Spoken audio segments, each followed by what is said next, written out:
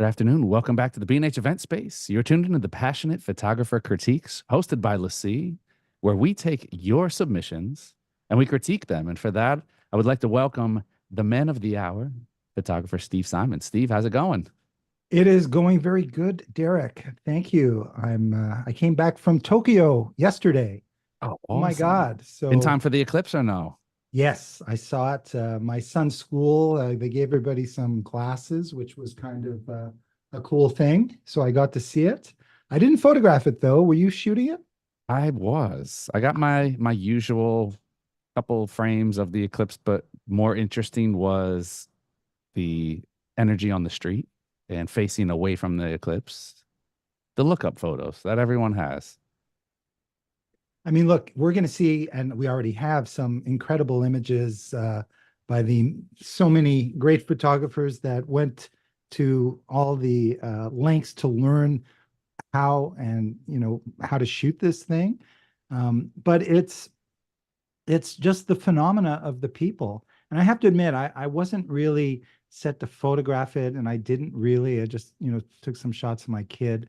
But when you're in it, I just up until the last few moments, I was listening to the news, the excitement for it, the fact that it doesn't happen very often, and just even though we weren't in totality here in New York, I felt the temperature go down, as I'm Yeah. sure you guys did, and the light fell off a little bit. It was cool. Awesome. Definitely. Yeah. Well, before you get started here, Steve, I'll remind everybody that these are your submissions, your photos that you guys send in. So if you are new to this program and to this critique session, feel free to send your images in. You can check out the details on the event page. And if you haven't checked out our YouTube channel, that is where we house this and all of our other live content. So it's always free. It's always for you guys. So head over to YouTube and just check out B&H Event Space's page on there. And Steve, with that, I'll let you get started. Well, fantastic. And submissions we got, and a lot of really interesting photos for us to talk about this week, Derek. So as usual, I kind of group them together, as best I can, with some of them that are related. They're different photographers, but they're similar kinds of images that we can talk about. And the first six, if you will, are kind of landscape-ish, although not entirely. But they're picturesque vistas, and that's what they have in common. The other thing they have in common is I think they're all very strong images. So let's begin with this one here. Um, Now I don't know exactly where this is. I'm sure it's near a beach. I'm sure there's water nearby with the sand that's there. But what I really like about this is the movement and the rhythm that is happening within the frame. There's a lot going on with the vegetation. I'm not good with botany. Do you know what those things are, Derek? Help me. Let me know. I do Um, not. but just the sort of you can feel the wind. I think the shutter speed was probably not entirely fast, but obviously if the camera was on a tripod, because the rest of the images is super sharp, but the fact that the shutter speed chosen allowed some of the stems to kind of blow a little bit and create the illusion of movement. That really helped with this picture. I think I can just feel what it's like to be there. I can feel the breeze. I think it's more than a breeze. It feels more like a wind. And I think that the composition is working. I love the fence and the way the fence sort of comes up. There's a lot of movement in this, and I tend to sort of zigzag from the bottom to the top in this image. And I think it works. Definitely. Well, I just want to point out, Fred has informed us that is American beach grass, also known Oh. as Emophila brevila, breviligulata.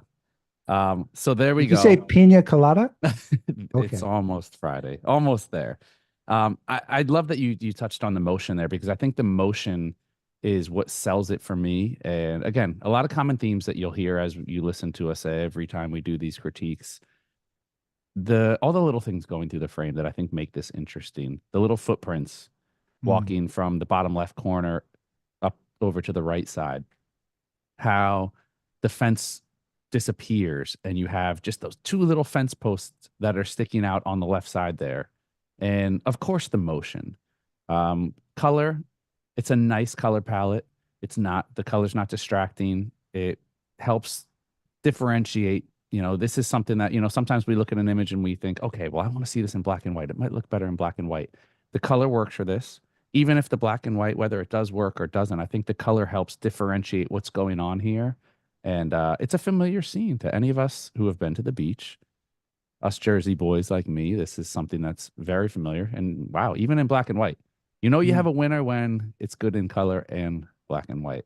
Yeah, yeah. The black and white, if anything, tends to give it even more movement in the black and white. Yeah.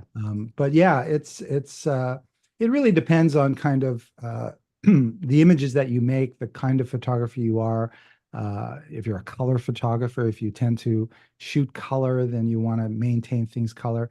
And I think that there's been the argument that sometimes if you can't get the color right, well, let's make it black and white.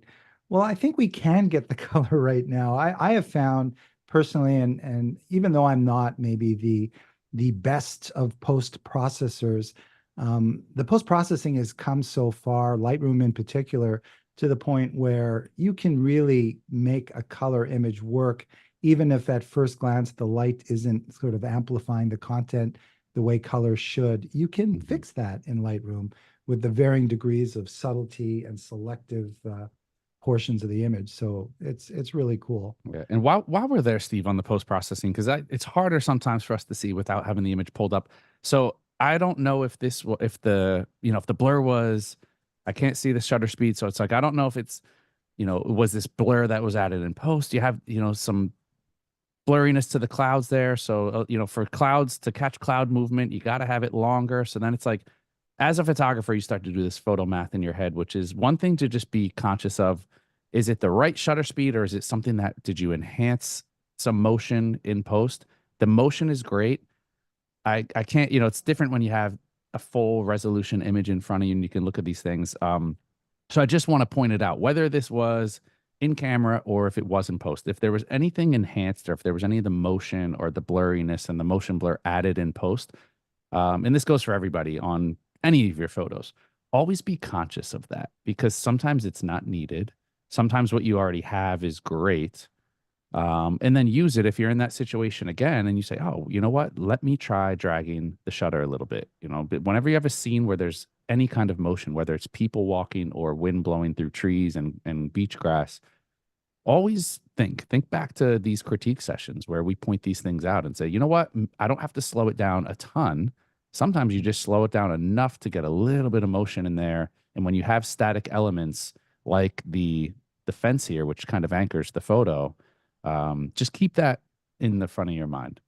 Yeah, and in a situation like this, of course, planting your camera on a tripod and keeping the composition static allows you to play with the various shutter speeds, and you should just to see which one might give it the absolute best look. And it's a degree of subtlety, but it makes a difference. I think these days, in a daylit scene like this, in concert with the incredible stabilization that most of our cameras have. Maybe you wouldn't necessarily take a tripod to this situation and you can slow down your shutter speed and make it work. While I was in Tokyo, I talked to a bit of an expert on all things technical, and he was telling me that, you can hand hold with some of these cameras, the stabilization a full second and expect to get a sharp image, which kind of blows me away because I know when I'm holding the camera and I'm breathing, I just can't see that being the case. But apparently it is. So, things are changing with the technology, but it's always a good idea to play with the various shutter speeds and see which one works best because, it's a degree of very small degrees to make an image better and better. And that's what we're always striving to do. All right, we have a couple more landscapes. So this image here, what I particularly like is the mood. It may have been similar to this other image. Let me just get rid of these two or these several here. Sorry for the delay. But the idea of it looks like a similar kind of situation, and it wouldn't surprise me if it was the same photographer. But both these images, I think, deliver um, the emotional reaction. When I look at a scene like this, I can kind of feel it. It feels like, oh, it's really cloudy. Maybe it's going to storm. Maybe we got to get the heck out of there. But it's beautiful. So I'm not getting out of there before I take these images. And, I think both of them are strong. I love the leading lines of the sort of dead center road leading up into that little area here. This is where the sweet spot is, right in here, and everything else just kind of keeps you within the frame. In this particular image, even though they're very different, we can talk about them together in that, the road, it's a different angle, but again, we've got these leading lines, but you kind of land on this structure here, which is really interesting, contrasted against the light. Beautiful color. I think the mood was appropriately enhanced in post, and though these images are different angles, I think they both really work for me.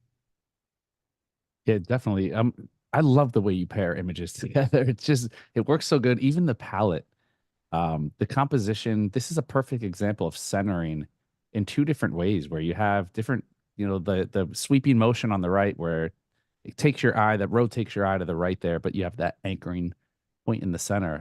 That's really all I wanted to point out into addition. I don't want to beat a dead horse, but very good mood. I Mm. think you have the right word there.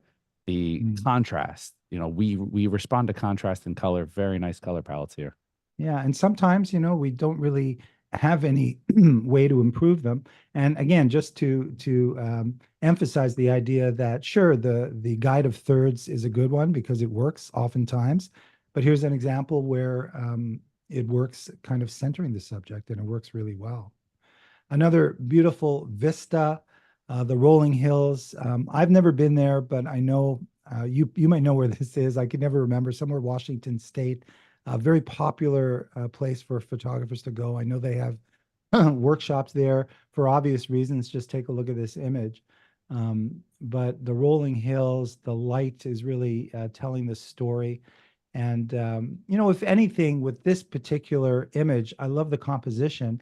It's the enhancement that maybe I would play with a little bit, just to kind of bring out the central area where there is actually sort of some, human evidence compared to sort of the rolling hills.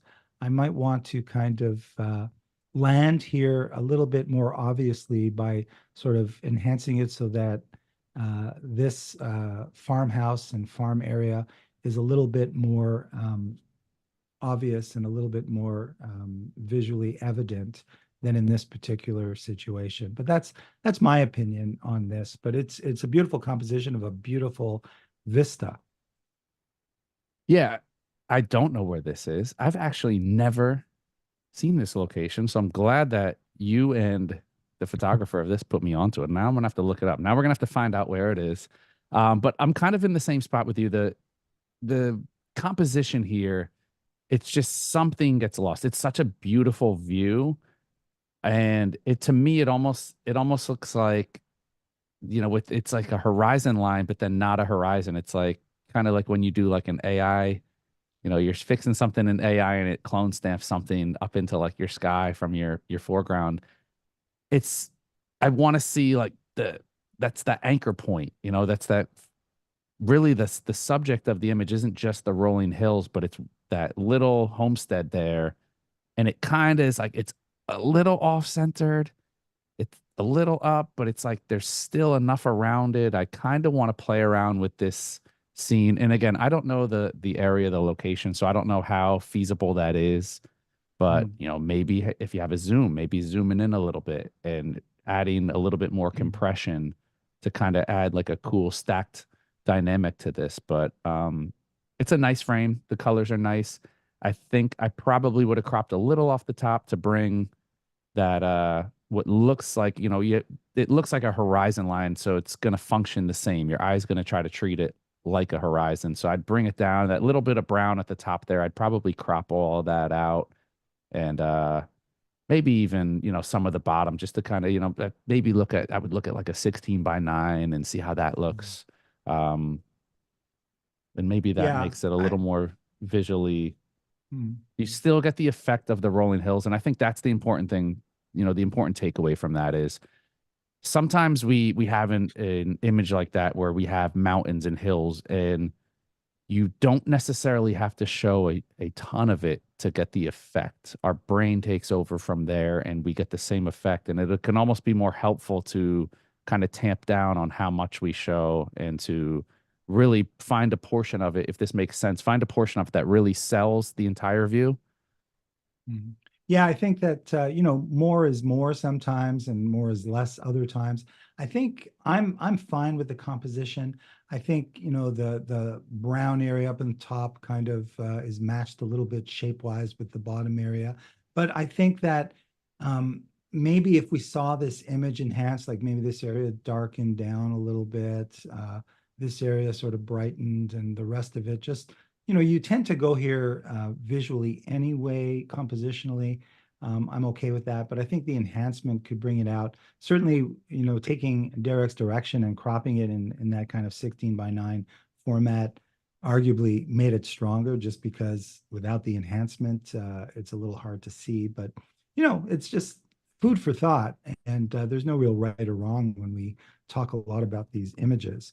So here we have a beautiful kind of winter scene, and it's again we're talking about sort of the center or the horizon in half, and oftentimes I'm a fan of a more dynamic composition created by not having that horizon in half, figuring out a way to make it a little more dynamic. In this particular instance, with all the snow here, my instinct is if I'm going to crop it into a less than halfway horizon, is to keep the base of the snow and maybe coming off the top. But who knows? I mean, I'm thinking that maybe the idea of the half here is kind of working because there's not a lot there. This is all snow here, and this little strip in the middle tends to kind of feel right. And the reality is that oftentimes that's really what it's all about. It's not a question of how what the angles are, where you're going to crop, the horizons, etc. It's just making it sort of feel right. So curious to know what you think about this one, Derek. I'm glad you said that because I'm like, yeah, for somebody who's always talking about, all right, I would crop this, I would crop that. It does. It's almost like a natural frame where you have like that white border to it.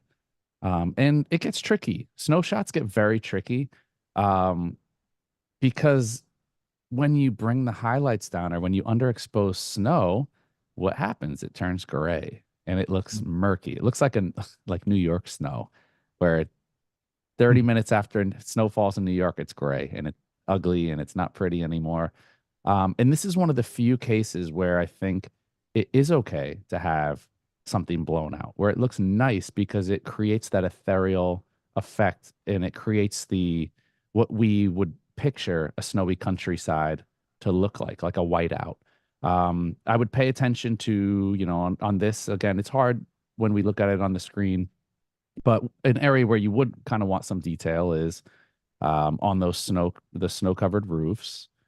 So that's an area, and everything looks nicely exposed here. I'm not saying they're not, but that's, in paying attention to what we're looking at, I think there's just a nice fall off. There's a nice amount of detail in the areas that should have detail. And then it's almost like a reverse vignette. It kind of fades out to the white. Yeah, I hesitate to use the word painterly because, it's there's always that sort of conflict for photographers. Oh, that's beautiful. It looks like a painting. A painting is art, and a photograph isn't. But there is a very painterly feel about it. The dabs of the trees, and it's a very sort of delicate scene, and it's really beautiful. And I think it works in this particular sort of composition. So interestingly, we've had some dead center compositions, and we've had the horizon line cut the image in half in some of these images that work. And just another indication that, use the guides until you can take off those training wheels and decide, what, this feels right, and this is the way to go. And it's always great to have the opinions, and that's kind of what this course and class and live stream is all about. So here we have, I think, a really beautiful image of the horse um, against the environment of the trees, and it's eating and it's attached, and we don't know where the person that takes care of the horse is. It's a moment, but it's really nice. Here's an example where, Derek, I think that the dead centerness of this image is not necessarily the strongest way to do this. I'm not sure exactly how I'd crop it, but my sense is that a crop with this image will bring out what I love about it, and I'm not sure how you feel about it. Totally. I would, and I'll have you pull up your cropping tool. I Yes. would I would bring it down. I would crop out. I would start in the area of that second tree from the right, Okay. and from there it's just You'd come in like this for yeah, I that? would come in like that and see how that looks and see if that's, Okay. and then maybe a little off the bottom. I'm big on aspect ratio. Yeah. Perfect. And Okay. because if you cropped off the other side, it would look weird. Yeah. You want that fall off of the focus point. Yeah. So I think And immediately it's better. Of course, the yeah. enhancement, these bright areas here, you want to dull that down, bring it down maybe 20%. This is the main star of this image, and Hmm. these beautiful trees, fading into the background work really well. It's always looking at the edges of the frame. So I'm wondering, well, if I came in a little bit more on this tree, would that help? You got to sort of crop somewhere. And Yeah, so I think, the darkening down of this area, it's immediately a stronger photo. And everything I like about the photo, I like more. It just, I just go directly in here, and then I can just sort of enjoy the rest of the frame. But I always come back here, dialing this area down, 15% is really going to help keep you where you want to go. These trees are arguably much more interesting and beautiful than the grass, which is why you really want to darken that grass down, because the lightness of it is pulling my eyes away from the main subject and the trees themselves. Yes, totally. And if there were ever a time where I would advocate, Steve, we always have this conversation. I feel like I've like changed over the years because I used to be such a purist. But if I were to ever advocate for playing with the color mixer tool, it's Mm, a great tool to play with. And what you can do if you guys haven't played with the color mixer tool is you can take each color channel and you can change the Is tint this the of one it. you're speaking? Oh, the mixer, sorry. The mixer, yep. So if you Yeah. go into the mixer and if you go into the yellow channel, Okay. um, and go into the yellow channel, what you can do is you can actually take that yellow. I'm sorry, the green channel. Um, Okay, sorry. yeah, I'm sorry, I Yellow. gave the wrong one. The green channel, and what you can do is you can move the greens more over. You can kind of tint it. You can go into the yellow, Yeah. um, and you can change the yellow, and you can bring the yellow. You can bring the brightness of just the yellow channel down. You can bring the yellow a little bit away from the orange side or further to the orange side, depending on how you want to do it. You can kind of play with the colors a little bit just to get a little more harmony. It Yeah. can be hard when you have a monochromatic. So this is very monochromatic green yellow. It is. It Even is. on the carriage is green. So a lot of times I'll go into color grading and I might, if it's very green, what am I going to want to do? I'm going to look at what will complement that green. If you look at a complementary color to green, you're obviously going to have red. So sometimes it might be, okay, add a little red hue to the shadows. Maybe that does work. Maybe it doesn't. But you can kind of get creative. And if you see as you've kind of played around with it and sucked a little bit of the saturation out of that green, Yeah. I think it kind of fits the feel of the image. And again, Yeah. this is all depending on, we get very creative and it all depends on, sometimes people just want that nice purist perspective. But I think as we dabble into fine art, and not even fine art necessarily, even if we just want an image to kind of, you have an image, you like it. What are we really trying to sell people? We're trying to sell people what we felt when we saw it. We're not always necessarily trying to sell people what we saw. And how do we sell that feeling? We sell it with mood, we sell it with color. Our brains respond to harmony and color. And that's why I think color color theory is so important, and knowing how color affects us, because you can just, this is such a little minor change. And all we really did is, it's no different than taking, a preset or post processing or color grading. There's a million different ways you can slice this up.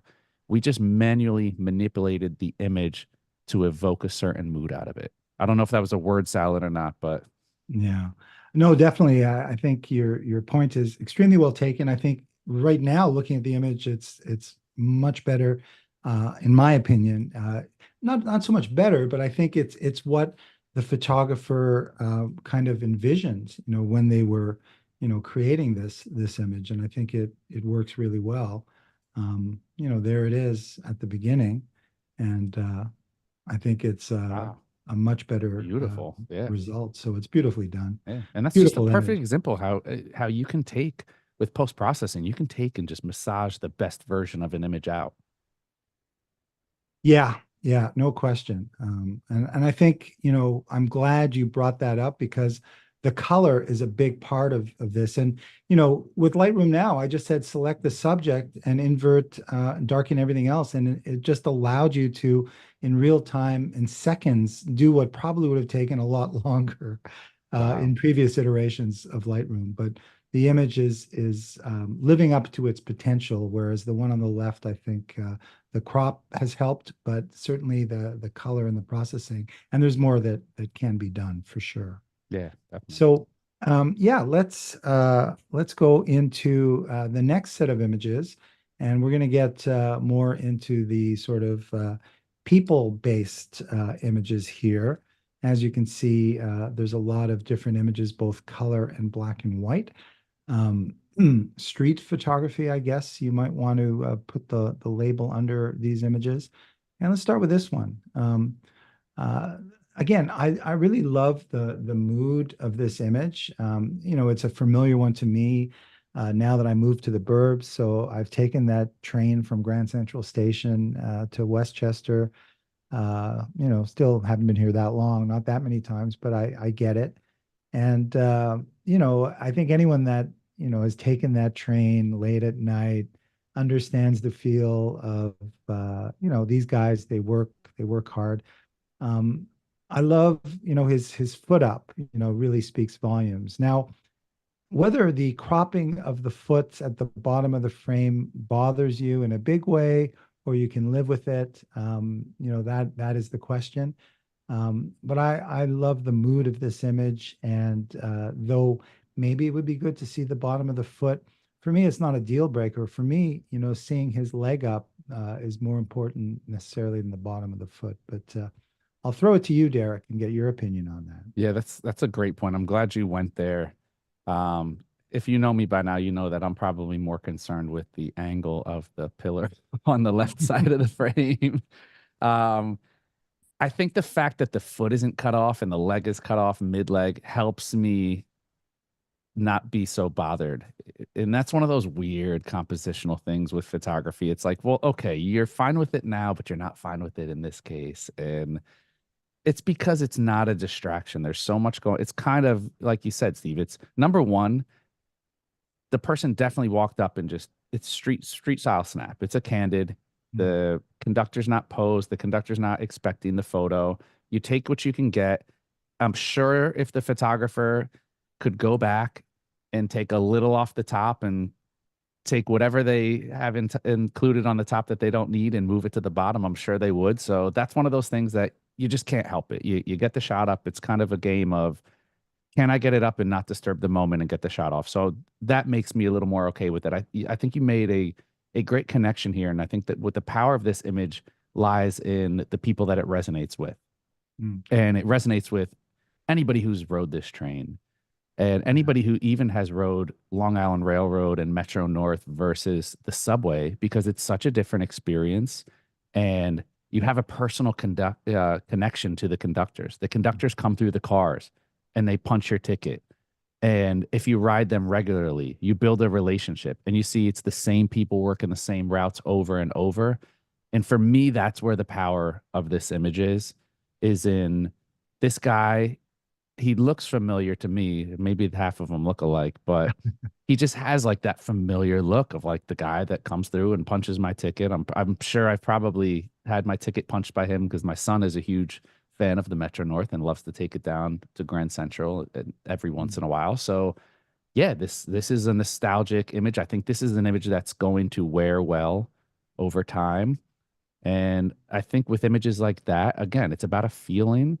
So if you have the feeling incorporated, if it evokes something, if it has a mood, you can get away with little technical chip shots here or there. You know, it doesn't matter if you have a little nick over here, a little scratch over here. The imperfections don't matter as much when the mood or the feeling of the image comes through.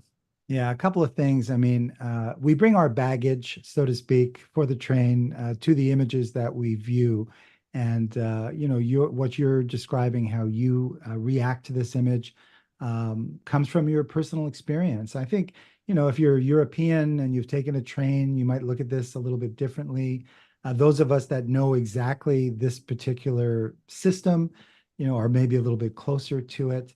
And that's going to be included in the interpretation of the image.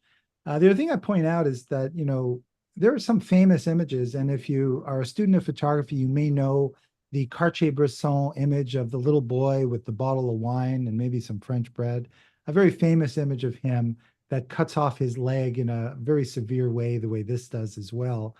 Yet, it's a famous picture that everybody loves because, embracing the imperfection. There's a shot by Deanne Arbus where a little boy is in a park. He's holding a grenade with a very exasperated look. And if you look at that image, you'll see that there's someone growing out of his head. That's kind of photography 101. We would critique it, yet it's a very famous and embraced image. So imperfection we can deal with in the world that we're trying to capture that is out of our control. And it's not the most important part of the image. So be careful to kind of see something negative and don't include it because of that. And that's something I see sometimes with students, and it could be a dangerous scenario. Well, this one is really interesting. Now, in looking at this one, again, we're borrowing from, another image. Obviously, it looks like an airport, and excuse me. Sorry, I should have muted that sneeze.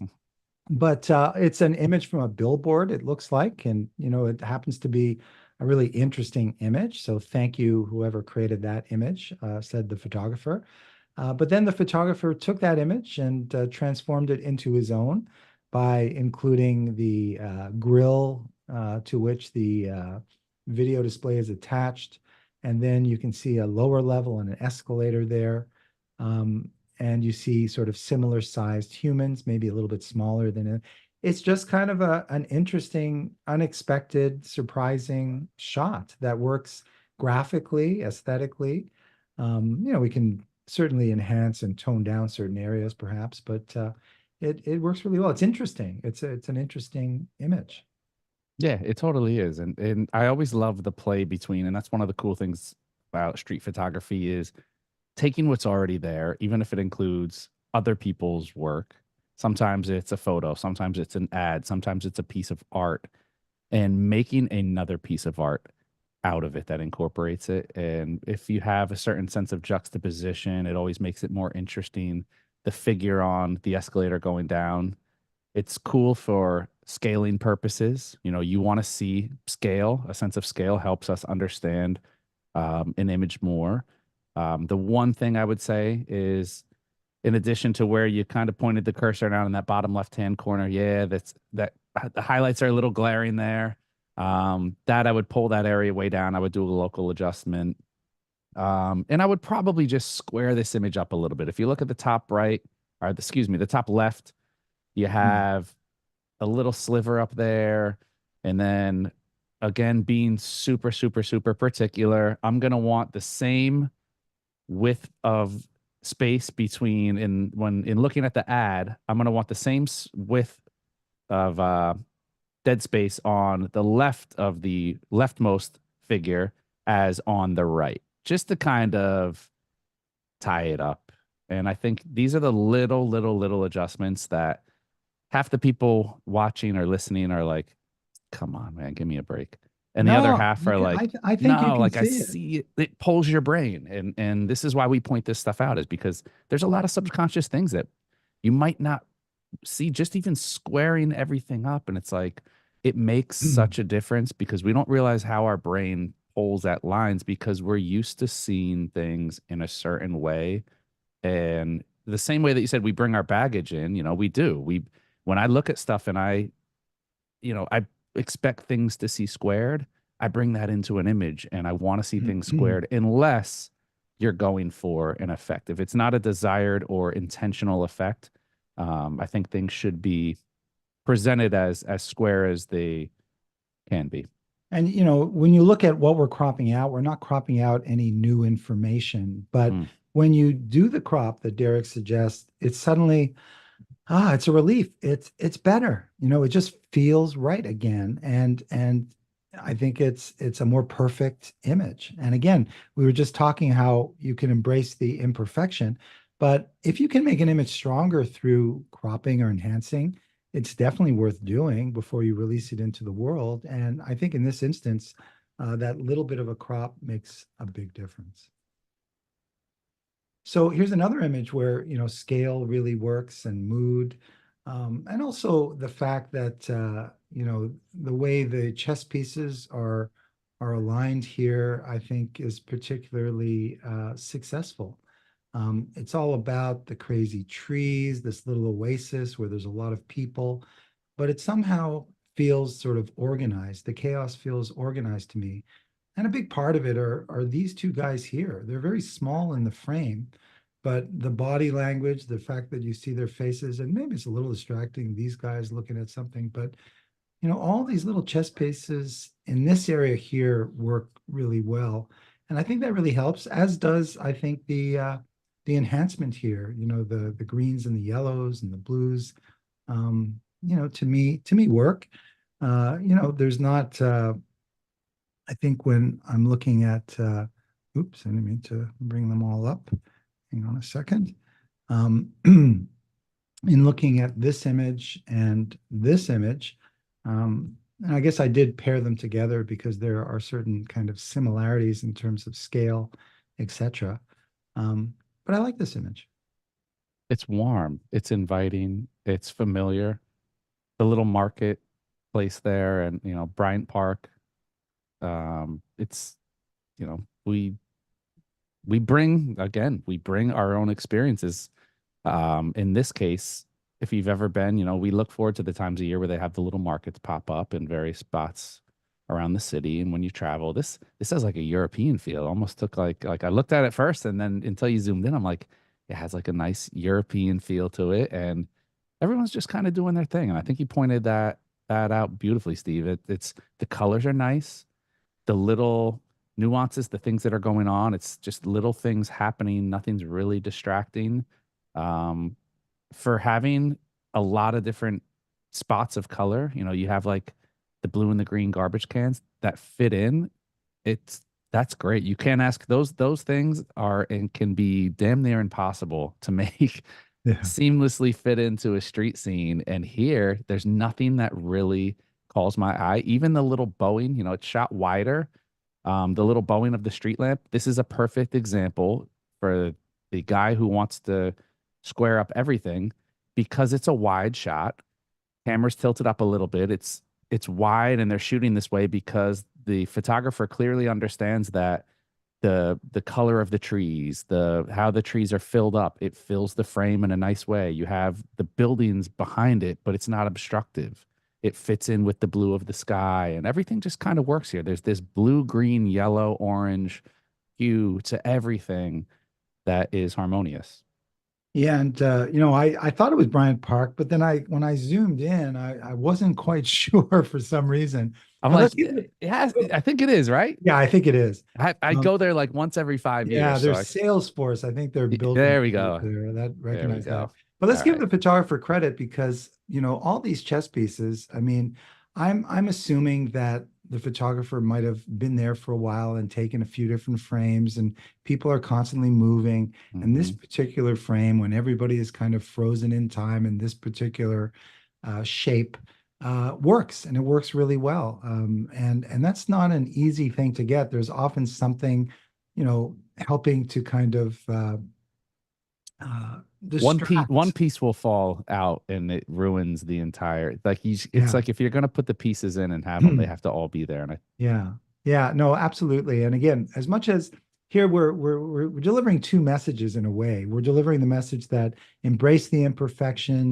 Yeah, maybe it's good to have the bottom of the leg, but it doesn't really matter. Well, in this particular instance, there's a perfection in the order of the chess pieces, as I like to say. These guys don't matter so much. It's these guys that count. And all this, and the fact that these two guys are like in this situation, and these guys are kind of it really works. And I give the photographer credit because I just assumed that it wasn't just one click that they took. They may have stood there for a while and taken a few to get something, that good. Well, we're moving into some black and white images, and let's go out to sea. The sea does not look angry this day, but it looks like this could be a ferry in British Columbia, where I've spent a lot of time. Who knows? But it's a beautiful scene. And the scene, allows you to kind of concentrate. And where do you end up? Well, here's a good example where I would say this tiny piece of real estate, the back of the camera, how much of the frame does that take up? Not that much, but I think that's kind of where you go. And to me, that's the focal point of this image. And you certainly breathe it all in, and there's a lot of information there to kind of look at and spend time with. Um, but you end up there. And the irony is we're photographers, and that's kind of what we do and where we look and where we end up. Um, it's interesting to me how such a small part of the frame can be so important and focal point, and the emphasis of where your eye goes. yeah, I'm partial to images like this because they're everyday moments. And I think these are the moments that are just so pure and so enjoyable because they're effortless and you don't have to put much thought into them. You're in the moment. Like I feel in the moment here. I feel like this is just like a cool moment. Wow, the guy's taking a picture. I'm gonna get a picture of the guy taking the picture. I'm here. The way it's framed, using the window frames as frames, for some reason my eye is really, really, really drawn to the stuff on the counter. Mhm. I love as much information as I can have in an image. I want to know what, radio portal, Balsas, or Terra del radio Fuego. portatil Balsas. I don't know what it is, but the language here, for Yeah. me, I want information. It helps tell me place it. It helps place it in time. It helps place it geographically. it, the more detail, the more random stuff I have in an image, I think it makes it more interesting to me over time. And the contrast, the black and white, the processing, everything's just nice. There's just a nice, it's window light is always beautiful light. And we Mm. think of window light and we think of like, okay, model in a windowsill in a home. But no, window light anywhere because it's directional, because you have light coming from one side and you have natural contrast. And so no place sells it better than that microphone and the wound up cord. It can be the littlest thing. And for me, with everything that's going on in this image, that's where my eye gravitates towards. Even the guy out outside takes kind of a back seat for me. And I think that's another way of looking at, everybody has a different eye. You know, people are going to be drawn to different things in different images. I love this image, and I may not love it for the reasons that other people will love this image. And I think that's another beautiful thing, is that we all have things that we really gravitate towards. We have things that we really like, and an image can be successful for multiple reasons. And for me, I think it's just this simple, cool moment captured. And just to quickly point out the micro composition, the fact that the fingers are just below kind of this white railing. And I think that makes a difference. And, you can go down a little and raise it up above. You can go up and bring it lower. But I think this little micro composition where the eye is also on the rail is important. These little Totally. things. And a slight movement can make such And look at the socket, like little details. I think it's so yeah, cool because it's like yeah, you clearly tells you you're not in Kansas anymore. yeah. Where's the captain? Man That overboard. might be the captain. Yeah, you're right. You're right. Oh, I like my captain to sort of be at the steering wheel. Maybe it's not a steering wheel, but Come whatever on, it's called. Titanic was a great movie. Yeah, exactly, exactly. If all the captains were doing what they should be, we would have not had that great movie. You're right. All right, well let's keep going. So, here we've got a few more images that are very kind of interesting, and I'm interested to hear the opinions of you guys out there, of course, although we don't get to hear you, but definitely of Derek. So let's start with this one. There's just coming back from Tokyo, there's a photographer, and I'm sorry I can't remember his name, but I do remember the book. And the book is called The Spider Strategy. And by spider, we're talking about all these lines and wires and wooden posts. Because interestingly, in Tokyo, such a modern place, although it really is a land of contrast, there's a lot of shrines and parks and places to be quiet. There's all these wires. They're not buried underground. So the photographer did a whole book on throughout the city of Tokyo, these wires that were above there, making interesting compositions. And to me, it was just a great idea, very well executed. And that's kind of what I am reminded of here. Using these, and some people might say ugly wires in a way that is very interesting in contrast with this beautiful mural that it's really kind of otherworldly. Part of it is the treatment, the softness of it. I'm not sure what enhancement was used, but it's very interesting. And I think what's key is, these wires are sort of going through the eyes of the people, except for this one eye here. And, honestly, I don't know if there's a better composition. The fact that these two wires cross and then you can sort of see this face, to me, works. You can play around with, how these wires interrupt the mural.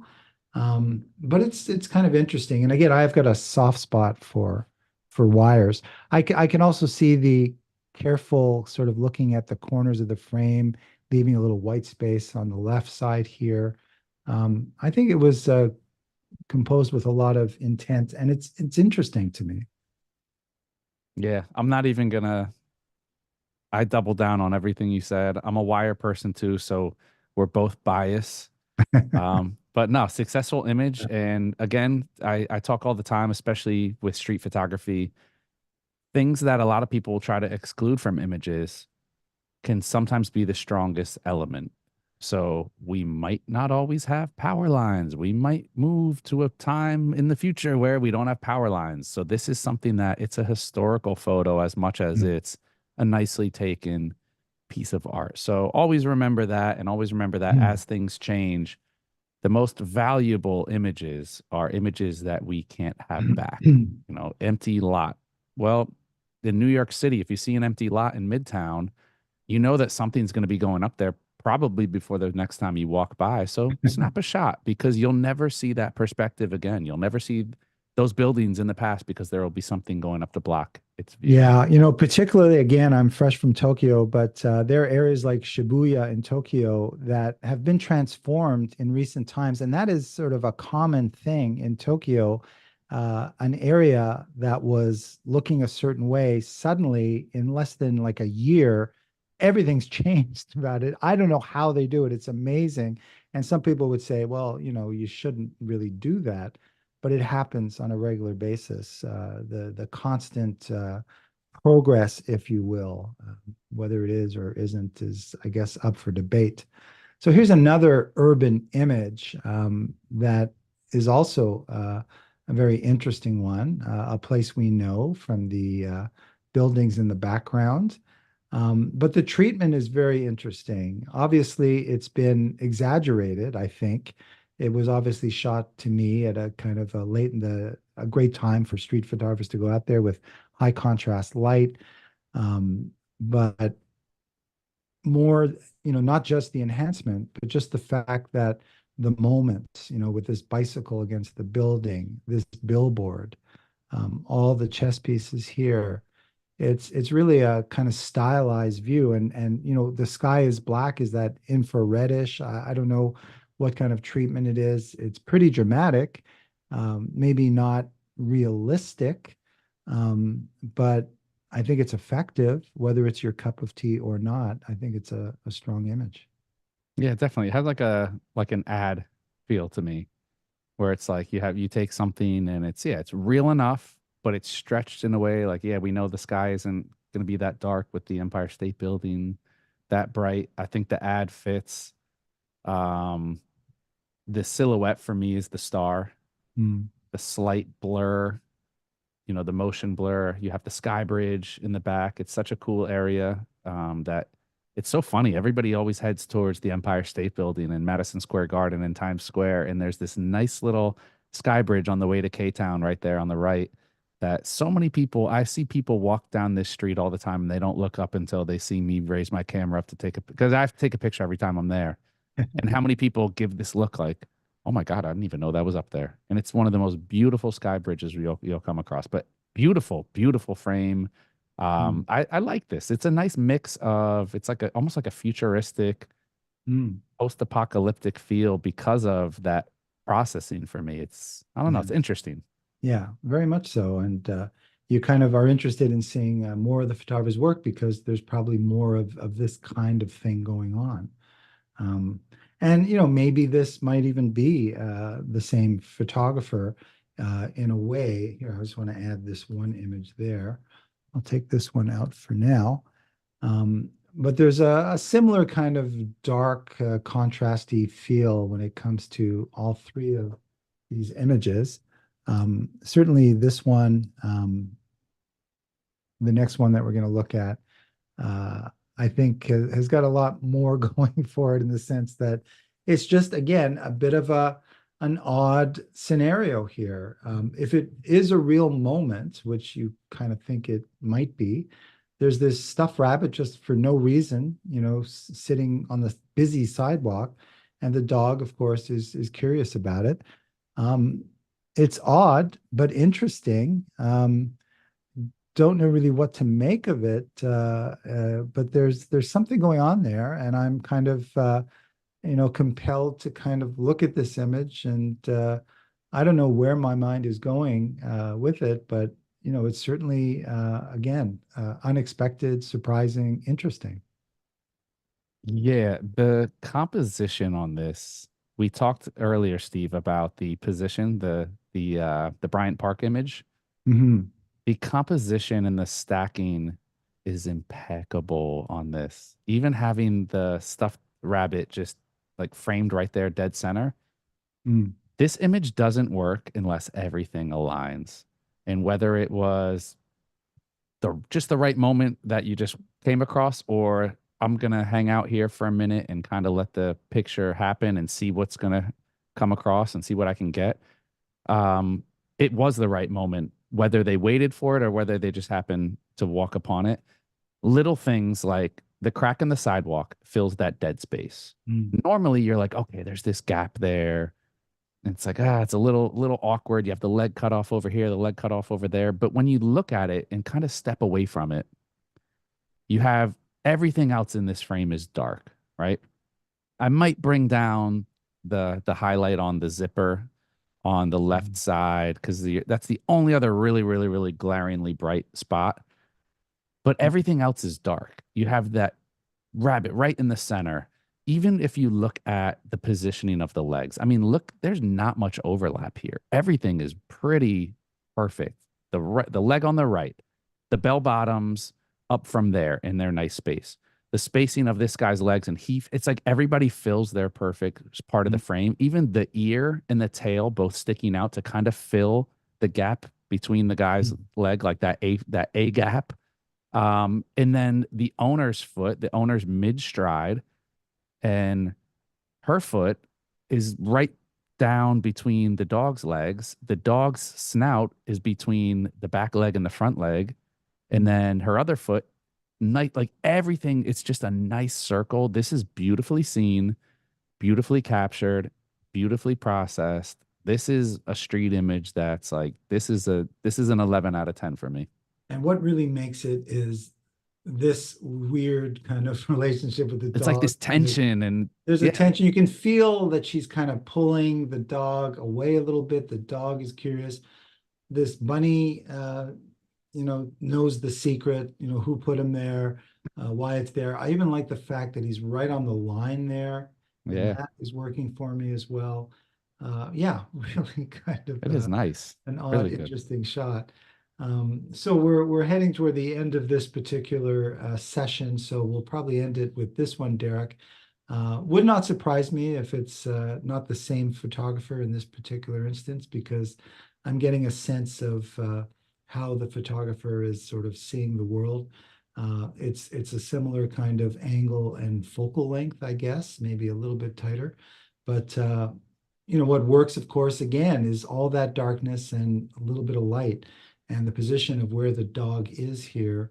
The dog, again, takes up very little real estate, just like the little camera took up a lot of very little real estate, just like the main attraction here is the star, yet it's very small in the frame. And same here, with this particular image, everything else, the geometry and the lines and the light and the texture, but it's really the dog is kind of what is going on with this image, and a unique way of seeing the world that works, especially with a wide angle lens, which I'm assuming they used. Yeah, I agree. It's very well seen, just like the last image. It's like it makes you wonder. We start to learn about our photographers just through the submissions, which is kind of cool because it tells you that people do have styles and they see things a certain way. And it's the little details in this. The shadow cutting across in the top right corner. Mm. There's a shadow cutting in the left, but in a different way. And even the streak of sun coming down, like in that right third, you have the arrows pointing away, the lines leading up, the feet going this way. There's the curb in the left corner. It's like this person understands the frame. They understand every inch of real estate, and they understand that you don't have to fill it, that you can provide breathing room. Breathing room is great, but there's certain things that you can put in that don't have to be key players. This is role player photography where everything plays its role and it all fits in. The dog is looking the same Mm. direction as the feet. Everything else is moving at a diagonal away. They're Mm. going this way. The snout's just peeking out. And this is someone who just understands what they're seeing and is super keyed into the world, and they know what they hate. Very intentional. Yeah, and I think, in looking at these shoes, I mean, I want to say that it might even be color. The shoes look a little bluish to me. The photographer, though, is keeping a very low profile. There's no metadata, so we don't know anything about how this picture was taken, and that's probably just as well, because who Is that cares? Danny? Is Danny submitting images and just taking screen grabs? I don't know, Danny, is that one of yours? But I hope it is, because it's a strong image. So, wow, another hour has breezed by again, Derek. So great to spend the hour with you looking at these Likewise. photos and learning from them. Thank you, Lassie. Just back from my Tokyo trip. We've got more workshops coming. I'm going to Milan in a couple of weeks. That should be fun. And New York City. I'm going to do a workshop with a guy that is very familiar to a lot of people here at B&H. David Brommer is going to be with me as we explore New York City. And that's coming up in May. But thank you, B&H. Thank you, Lassie. And yeah, it's inspiring to see a lot of the images that we've looked at today and every time we do this. Yeah, definitely. And I don't know. I would like to say that we can take credit for some of it, Steve, because I feel like we're seeing a lot of images that I'm recognizing from the same eye, but people are paying attention and I feel like people are being more cognizant of the frame while they're in the moment rather than looking back and saying, I should have done this or I should have done that. So the submissions that have been coming in we're seeing a lot of really, really, really knockout images, which I think is great. People are out there, they're listening, they're trying to get better, and that's what we're here for, is to help people kind of expand their view of the world in general, but also their photography. So huge thank you to you, Steve, for always keeping this series going. I don't think you're ever going to be able to get rid of us, because we got a lot of great commentary in that people really love these critiques. They like that it's a regular series, and it helps people become a better photographer by just looking at their images and the images of others being critiqued. Yeah, no question. And again, we never get to all the images that are being submitted, and tend to curate it a little. But if your image hasn't come up yet, it's still in the queue. If it hasn't been selected, even though you may have submitted it a while previous, we'll get to it eventually, because we'll keep doing these as long as we can. And be patient, and we'll get there. But we try and select the images, and to provide the maximum education for everybody. Definitely. Well, huge thank you again to Steve for always coming in and bringing his expertise here, and to Lassie for supporting it. Huge thank you to them for hosting, and to all of our viewers out there. Of course, we can't do it without you. If you haven't sent in an image, take a chance. It's all completely anonymous, so we're not putting anybody out in the open. But send us images that you love. Send us images that you don't like and you want to know why you don't, or how you can improve them, or send us those images you are confused about. If there's something that you just don't feel is right and want to maybe get an opinion on it, that's what we're here for. So huge thank you to everybody involved in the production, especially my team behind the scenes. That is it. Another edition of the B&H Event Space now in the books. Catch y'all next time.